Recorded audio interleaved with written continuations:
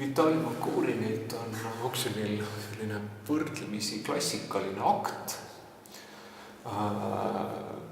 Samas tas on nagu sellist mõnusat vastuolu, kus poolt on sellised väga hästi läbimaalitud detailid nagu käsi siin näiteks, teiselt poolt alates selle tütarlapse juustest, eriti see pildi alumises ääres ja see külgede pealt, töö läheb hästi sellise eskiisilikuks, värv hakkab isegi kergelt poolama, et mingitel kohtadelt on nagu selline olulisus ära lõigatud ja isegi nagu pildi nagu ülemises otsas võib-olla veel rohkem, et kui sellise käsi ja rinnad hoiavad nagu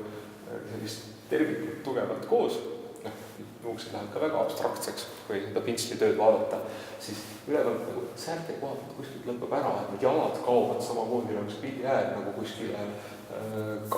kaugusesse, tekib selline